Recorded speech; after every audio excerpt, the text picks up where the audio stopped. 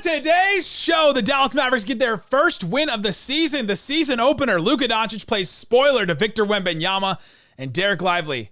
Oh man, is he here to play? Yo, you see Apple Jacks? We'll talk about that and more on today's Locked On Mavs. I'm Luka Doncic, and this is Locked On Mavericks podcast. Mavericks, NBA champions. Bang! It's good, and the Mavericks have won the game. If you don't believe, you shouldn't be here. Loyalty never fades away.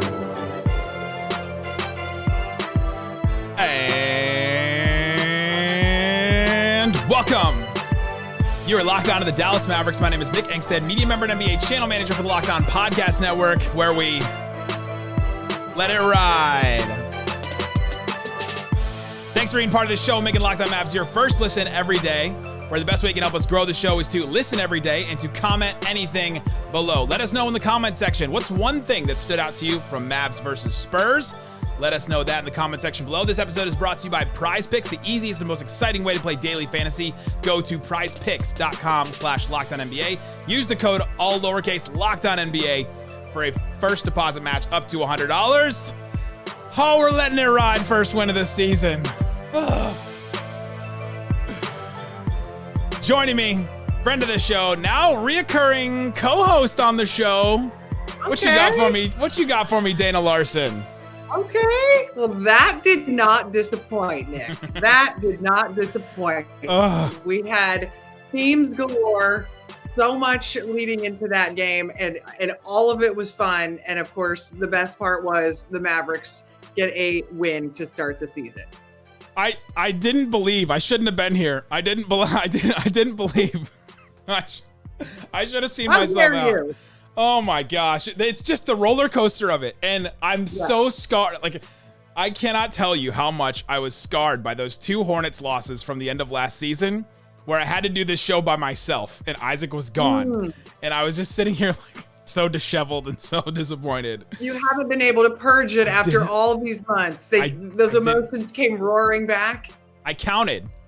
We did 172 shows between the last Mavericks game and this one that we just did. Wow. Impressive. You deserve this, Nick. No, it's psychotic is what it is, Dana. It's psychotic. I have a problem. We did extra shows. Ugh. Mavs get the win. Great one. Dana Larson, Valley Sports Southwest here joining me. And we've got to talk about the starting lineup because that was a choice. I don't know if we've ever gotten as many subtext texts as we've gotten from that starting lineup when I sent the text, hey, guess what? Maxey is starting. Derrick Jones Jr. is starting. Lively is not. We'll talk about that. We'll talk about how Luka was just nails in the fourth quarter, pulled it off. He played a different substitution pattern too. I was interested in that. I'm fascinated to see what that is all about. So Dana and I will talk about that. But I want to start here. We got to start here. It was the Dereck Lively show playing spoiler to Victor Wembanyama. Yo, you see Apple Jacks? What did you see from Dereck Lively in his first NBA game? I mean, just so impressive because for him to have started every single preseason game, right, and been, had all the conversations about you're going to be a starter, you're going to come in, you've been playing great, everybody was so happy with him, and then he doesn't start. And all everybody's looking at is the other rookie, big fella on the other side and all of the hoopla surrounding that. And yet he stayed patient. He stayed ready. And when he did get his chance, he was so impressive. He was so impactful. They needed that energy. We see what he can do around the rim, which is so important. You can see the two guards, Luka and Kyrie, love him there as an option. They already trust him. They already believe in him. Late in the game, his ability to grab an offensive rebound and give them another huge key possession had me screaming in my room. I mean, it was those things that he looked very much like, somebody who had played 100 NBA games, not, just a half basically at that point. He just the poise of it too. I've talked about his poise. Yeah. I think in the Pistons game, I talked about his poise on offense because we were nervous, and I think rightly so, after Summer League, talking about him and talking about his like his ability to set screens and fouling on screens. And we haven't seen that. We've seen him be very poised. We've seen him not make a ton of mistakes, be there on offense, and to be such a key for them. Like them just getting any offensive rebounds. He got 5 in this game. Again, finished with 16 points, 10 boards. He had an assist, a steal. He didn't have any blocks, but he probably could have had a couple of them, depending on whoever was keeping stats in San Antonio. We should maybe find them. But his ability, the Tyson tap outs, he had a couple of those that were just so key. And he's learning from the best. He's learning from Tyson Chandler himself. But just being that big enough body that's there that can even get a hand or a finger on the ball, it makes such a difference. He was a difference maker. And that was, I think, so exciting to see. Not only to see, like you said, the poise, but to see just, I feel like his activity and the vocality, we know he's going to be really vocal when he's out there. The excitement that he brings, that they need that so badly from him. And to play, so interesting to not start, but to finish in a close game. That spoke volumes, how quickly they went, this is the guy. I mean, it didn't take long at all. The second he got out there and really got playing, you could really feel what he was going to bring and how important it was going to be to turn this game in the Mavericks' favor. And so to have him out there closing in his first game, not starting in this case, starting the second half and then closing in a game and helping them close it out really said a lot. It was so clear that even, not to belittle Richard Jefferson, but even Richard Jefferson, who's like an outsider national perspective looking in on this game, he saw the first 3 minutes of Lively and he played with Jason Kidd. He's like friends with Jason Kidd. He got paid because of Jason Kidd. Like he owes a lot to Jason Kidd. And even he was sitting there on the broadcast going, hey, JJ, what the hell is Jason Kidd doing with this starting lineup? Why is he not playing this kid? He looks so good right away. Like it was just that's how clear it was right away. Yeah. And you talked about him being vocal on defense. There's a moment in the fourth quarter where I can't remember exactly when it was, but it's fourth quarter. It's late. He comes back into the game and like Kyrie is kind of not paying attention or he's guarding somebody he's not supposed to. And Lively screams at him from behind him. And Kyrie realizes he's on the wrong guy and goes over to the other side. I mean, this is Kyrie, who's been an NBA Finals champion. Like, having that kind of guy, just the backline vocal presence as a rookie already and being that comfortable, man, like, impressive. Yes. That last line of defense. And, we haven't heard Jason Kidd's post-game comments yet as we're recording this. And so it'll be interesting to hear, what he ends up saying with regards to his decision-making with the starting lineup and the adjustments that he ended up ultimately making. And you can assume there were matchup things that he felt were more, advantageous to having Maxi Kleber out there in that case.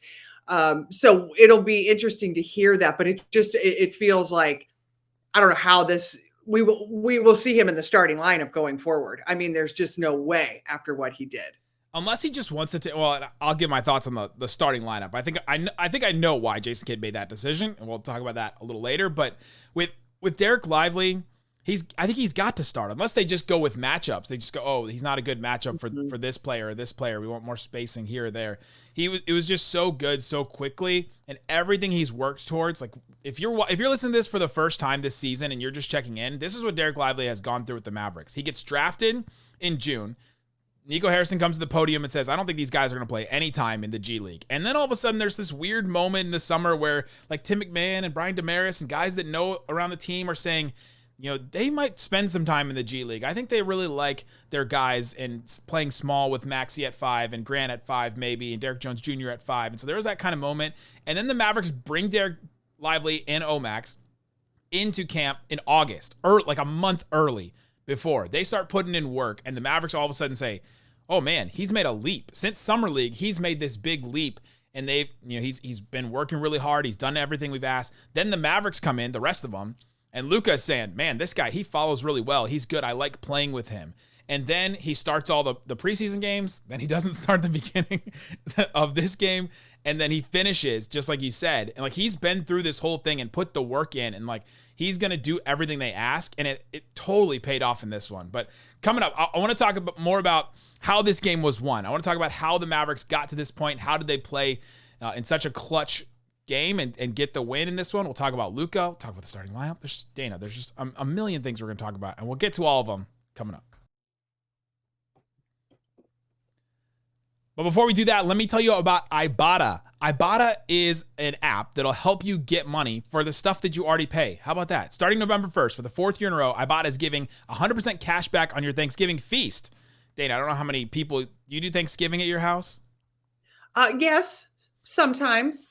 Ibotta is giving you 100% cash back for your Thanksgiving feast. Just add the offers in the app, redeem for everything you need to make your Thanksgiving feast complete. All you have to do is shop at your favorite retailers and then upload your receipt to the Ibotta app. It's IBOTTA. They'll give you cash back on hundreds of grocery items, from produce to personal care, pantry goods, so you can make sure that you're beating inflation no matter what you're purchasing, whether it's just a couple people, whether it's your whole family, your whole extended family, all that, you can get cash back. Download the Ibotta app, use the code LOCK to get 10% or 100% cash back on your Thanksgiving dinner starting November 1st. Go to the App Store, Google Play, download the free Ibotta app, use the code LOCKED, one word, LOCKED. IBOTTA is the app in the Google Play or App Store. Again, use the code Ibotta. Also want to tell you about Prize Picks. Prize Picks is daily fantasy made easy. I like Prize Picks because it's super simple. You don't have to think too hard about it. You basically go to the site. You pick more or less on a projection for a certain player. So in this game, let's say it was Dereck Lively, 7 points. Should have picked the more. Should have picked the more on that one because that was a great one. You can look at, for example, Sixers versus Bucks coming up tomorrow. Points, rebounds, assists. Giannis, 44. You can pick more or less on that. I'll go more. I feel like he'll be motivated in his first game. Joel Embiid, 43.5. The vibes are stinky over there in Philadelphia. I'm going to go less on Joel Embiid. I just do those two together. I put down $20 and that hits. I can win $200. If I put down $300, I can win $900 with the power play. So check that out. Again, it's Prize Picks. It's daily fantasy. Go to prizepicks.com/LockedOnNBA. Use that code LockedOnNBA, all one word, all lowercase, LockedOnNBA. Get a first deposit match up to $100. That's prizepicks.com, promo code LockedOnNBA. I need a recovery beer. Thanks, everybody, for hanging out with us on Locked On Mavs, being part of the show, part of the Raccoon Squad, listening every day. We appreciate each and every one of you. If you want to support the show, text us. Get texts during games. I send a text in the morning for what you need to watch for in the game later tonight. I send one when we know the starters. I'll send one at halftime, and I'll send one at the post, giving you all my thoughts on the game. Things like that, straight to your phone. Subscribe to our subtext. Click the link in the description. All right, Dana. I feel great about this game. I'm so glad that they got this win. The Mavericks win this game. It comes down to the end. Luka Doncic was just absolutely incredible in this game. We haven't even mentioned him yet, which is how wild this game was. Exactly. 33 points, 14 rebounds, 10 assists. What did you see from Luka, and what did you see late in this game? Yeah, big stage for Vic, but Luka absolutely stole the show. Did you see him? I think at one point after a big shot he hit, he looked like he was mouthing, "I'm here. I'm here." Like, pay attention to the fact that, I am a superstar, proven in this league, not just beginning tonight in a debut, but like, I am a guy. I am a generational talent as well. Don't you dare forget about me. And the great news, too, was we went into this game with not knowing if Luka was going to play at all. He was questionable with the calf injury that he sustained in Spain. He had been dealing with the thigh injury for a long time now. And the good news was we heard right before they left for San Antonio, he said, "I actually feel great." And I hate that, I've not been able to practice, but I think the calf is better. The thigh is better. I've been doing all the right work. Well, geez, did he look healthy? He looked ready to go. He looked refreshed. He looked rejuvenated. You talked about how discouraged you were at the end of last season. Remember what Luka was like at the end of last season? He was devastated. None of that went the way he wanted. And for him to come out on a night where it was all about Victor Wembanyama, is all about the San Antonio Spurs, and put on an absolute clinic and a usual Luka show. And it was fantastic to watch. It was amazing. And he had such control. And it was the quintessential Luka game where he has such control when he has the ball in his hands, when he's in the pick and roll. He's so comfortable when he can play pick and roll with a big. And so when they start Maxey, it just sort of made things kind of strange. Like, they're used to all right, we've worked this all down to the bone. Like, we've worked this team over with our pick and rolls over and over again. And now let's throw in Maxey for the different wrinkle to do 5. Who's going to pop and shoot the 3, right? Who's going to play the 5 out, space the floor, and then we'll take advantage of it because we've exercised all our other pick and roll options and we've used them out. And in this game, they did the opposite of that. They tried to start with the spacing first, and you could just tell when Luka had that pick and roll guy, he was working Zach Collins.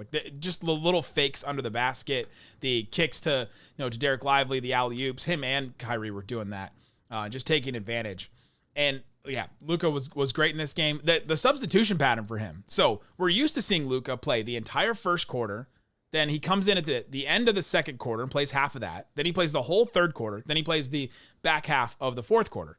In this game, he subbed out for 4 minutes in the first quarter. He subbed out for 2 minutes in the middle of the second quarter. Subbed out for the last 3.5 minutes of the third quarter, and then was out for the middle 2 minutes of the fourth quarter. What did you think about them giving him basically 4 rests and halftime, right, instead of doing the he gets 2 in-game rests and halftime kind of deal? And I'll be curious to see if that's something they go forward with, but I honestly think it had more to do with the fact that he hadn't played. He hadn't even been practicing. So he talked about the fact that, he was probably going to be a little winded. I mean, he'd really only been in shooting and weights.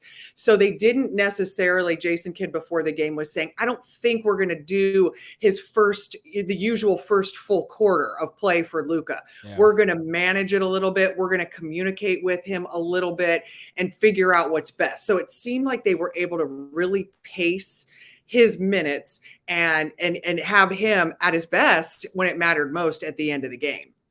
Yeah, he had practiced the 2 before, the 2 days that they'd practiced before. So he had at least done those. But before that, yeah, he wasn't doing anything. He even mentioned that it's kind of been helpful for me to just do weights and to just work on that and not, get too much if I'm not able to practice and do all that. But yeah, I found that kind of interesting that they played him a different, and I'll be interested to see if they do that going forward. I think he had more wind at the end of the game. I mean, you could tell that his shots. He was playing defense. He felt so good. He was out there playing defense, and he celebrated the biggest, most demonstrative that he did in all of it after he was a part of a reason they were able to get a stop. And he was so excited. He talked about that briefly on the on-court interview right after. Yeah. Was the reason we won this game was because we finally got down and dirty on the defensive end. Enough at the end of the game. And that's the key for the season. Just get down and dirty enough. Just play defense enough. And I feel like they didn't in the first quarter at all. I mean, the pace caught them completely off guard. The weird starting lineup, I think, caught them off guard. The energy of Wembanyama. What did you see from them defensively, I guess, early on that just wasn't working?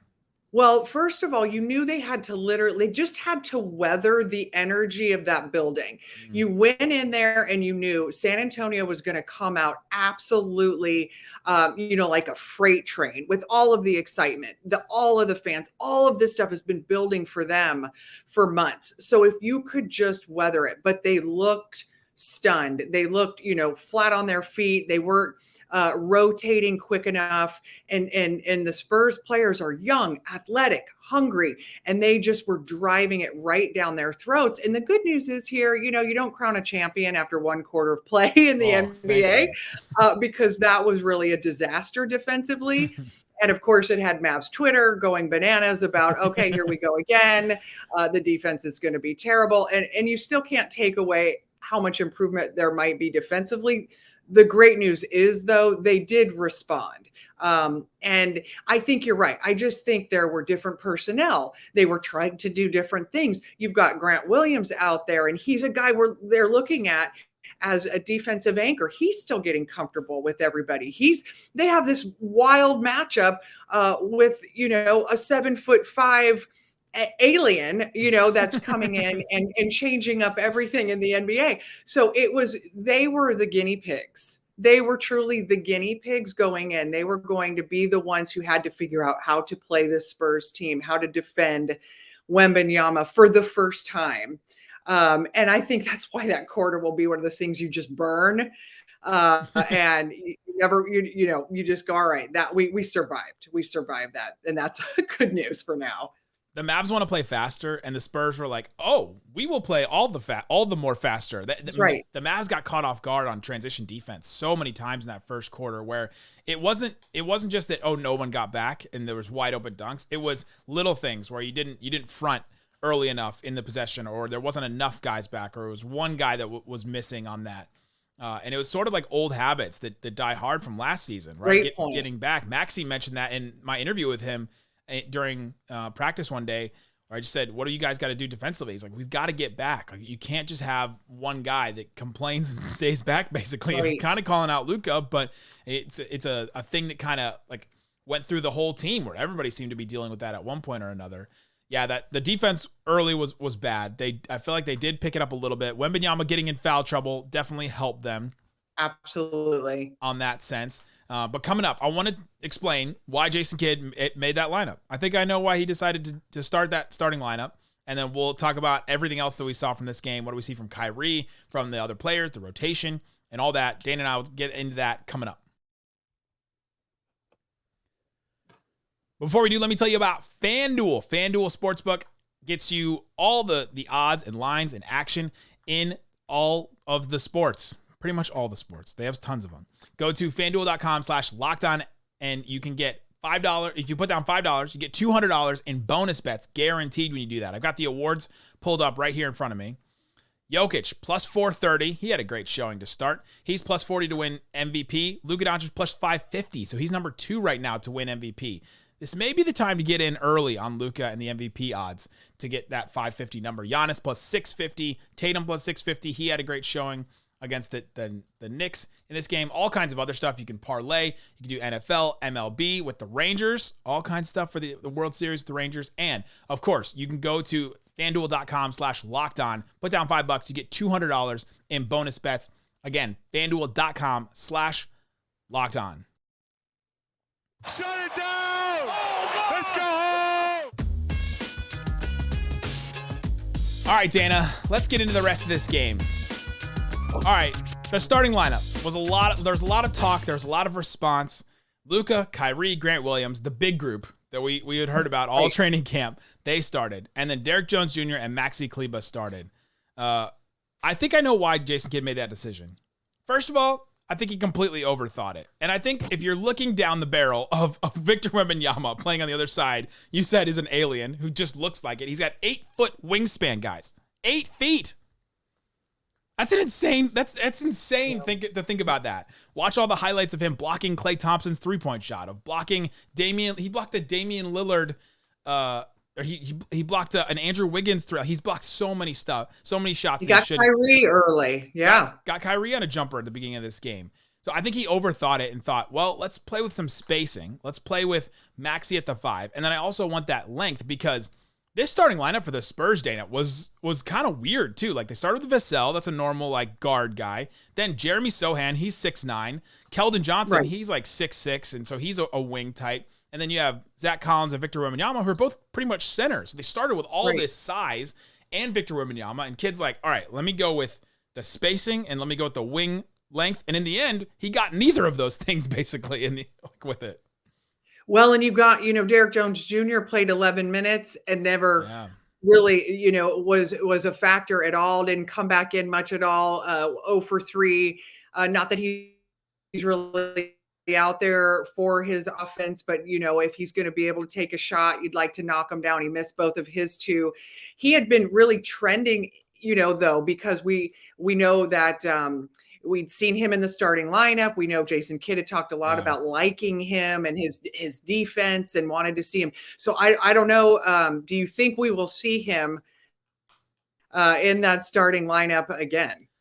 I don't know what Jason Kidd has seen in Derrick Jones Jr. that we haven't seen in Josh Green, because even some of the stuff where you say, well, he brings defense and length. Well, Josh is getting to more deflections, and Josh is getting to more, like, he's defending at the point of attack better, I think, through this preseason and then now in this first game. Like, you saw more activity from him, and that's why I think Josh closed the game instead. I think he decided to make that choice. But I kind of wonder, the closing lineup was the one we all thought we'd see as the starting lineup. Yeah. Right. Mavs Twitter is this the smartest one, right? Like, at the end of the day, it is what it is. But I think he also overthought it in wanting that Josh Green creation on offense off the bench as well, where it just kind of doesn't work that way because you don't just bring somebody off the bench and then they replace. But you're always going to have some, as long as Luka and Kyrie are healthy, you're always going to have some creation, and Josh Green will be with one of them. And Tim Hardaway did some creation stuff in this game, and he was great in this one as well. He was a huge reason why they were connected still early in the game when the defense certainly wasn't, because he just came out firing away like he does. That's his role. And he hit, shots immediately, had quick 15 points. And that really kept them close while they kind of got the rest of things together. I think it's just going to be so interesting to see how it feels like we know how Tim Hardaway will be used, but how are we going to see Josh Green into that starting lineup? How they tried X him. Curry played 4 minutes, didn't even touch the ball. Definitely didn't even take a shot. So, we know there's been a bit of a log jam, and there's still a lot of guys on this roster, and it's going to be interesting to see how the rotations do truly play out. I was getting some texts on the subtext line during the game, and they're like, "Where's Curry? Where's Hardy? Where's Dwight Powell?" And I was like, "Have you watched this defense right now? Those are the three players they do not need," which is a log jam that we've been talking about all summer about how do they figure out all those minutes with all these guys that don't necessarily bring the things that they need, and that's going to open up minutes for a Derrick Jones Jr., an Omax, a Dante Exum, and Exum only played 7 minutes in this game. Kid had a really short rotation if you really think about it. Right. Yeah, he certainly did. I think that he wanted to win this game. There is so much emphasis early on to starting strong for a number of reasons, but they could not afford, after the way the season ended last year, to come out and look discombobulated, look like Luka and Kyrie don't know how to close games together, lose a game to the Spurs. You cannot afford to lose a game to teams like the Spurs. They have got to start strong. And you could kind of sense in that second half, it was here. These guys are the guys that I think are out there to help us win this game right now. And I need you to finish it. Yeah. They needed it. And they didn't even play like ridiculous minutes either. Kyrie played the most. He played 36. Grant Williams played 35. Luka played 34 with the different rotation that we mentioned earlier. Lively playing 30 minutes. That is not something I thought I would see this early in the season, but it was a good enough matchup for him, and he was playing well enough. And he was the best center on the court. I know, which is really great. And the fact that truly he was not the one in foul trouble. Yeah. And we've spent so much time, talking about how difficult it is for rookie centers to assimilate to the NBA game and to make an impact early on. And usually the biggest challenge is figuring out how not to get in foul trouble. And for Wembanyama to just immediately fall into that. It just deflated that entire crowd in that building. Yeah. They were there to see him, and all of a sudden, all they were doing was watching him on the bench, and they were watching the Mavs center counterpart go to work and really make a statement, make a name for himself outside of Dallas on the national stage. A lot of people now are going to be looking out for Dereck Lively. Grant Williams is not going to be talked about a lot in this game, but he had 17 points. He had 6 boards. He had a block. He hit 4 threes in this one. Him getting those, Isaac's been calling it all summer, and it's true. He's going to get so many wide open threes like that. There was a play that I remember where he gets so far into the corner that Luka's getting doubled, and he just goes like, it's 4 minutes left. Luka gets doubled. It's a tie game, and Grant Williams just kind of scoots over to the corner and as far into the corner as possible. The camera doesn't even see him. And then they swing the ball around. He gets a wide open 3 and hits it. He was huge in this game. And I think the biggest thing that he brought to this game, there was a moment where he's screaming at a ref going into a timeout. And you can see it on the broadcast. And you see Luka on the broadcast, waved to him, come here. He's waving to Grant. And then he comes over to Grant, kind of puts his arm around him. He's like, it's okay. And I was like, wow, growth. Wow. There's some growth there with Luka. We've got Luka calming Grant down. Yes. Okay. This is going to be an entirely different year. Unbelievable. He's stepping up as a leader. He told us that. I'm going to do the thing. He told us that at Media Day. I said, are you going to take a tech for Luka in one of these games? He said, Luka may have to take a tech for me. And we saw it game one that Grant was already getting into it, and Luka was the one to calm him down. I even noticed Grant when he was on the bench.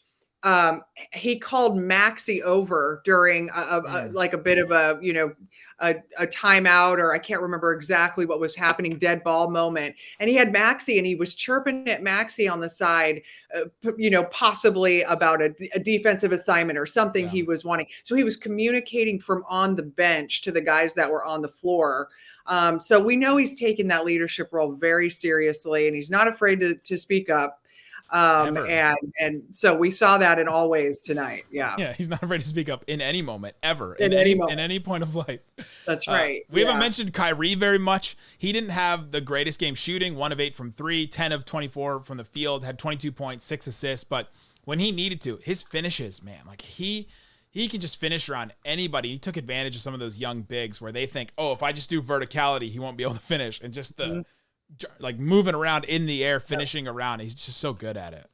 He's so elite when it comes to that. And it's really fun to watch. And I felt like he also is one of those guys that knows how to pace himself so well in a game. And we heard him, he was mic'd up at the beginning of the game in the huddle. He said something about, if we play selfless in this game, we win this game. Well, that was really his approach for so much of it until right at the end. He was facilitating. He was setting up guys. He was getting the feel of the game. He was making sure that his teammates had the feel of the game. And then, he knows when it's crunch time. He knows when it's time to go. And he was also out there running the floor for Luka. Luka found him for a beautiful pass in transition, and he finishes there. And to see the two of them look really good together was great. And so Kyrie's fun to watch because he can just sort of calmly make his way through a game, impact it at really important points, or even impacting it when you're not really noticing it. And then you look back and you go, wow, that really was a great game. His only 3 he made, by the way, he was 1 of 8. But the only 3 he made, minute 50, Kyrie or Luka and Lively run a pick and roll. Mavs are down by 1. Kyrie wide open 3 off of the help from the Spurs defender. So he hit the clutch 3, and man, a great win. 0 for 7 before that. 0 for 7. And then he hits that. Yeah. The shooter's mentality that they all talk about. So much stuff. I mean, we didn't even talk about the pace. Luka, I felt like, was really pushing the pace forward. He was running and gunning, Luka. He was running.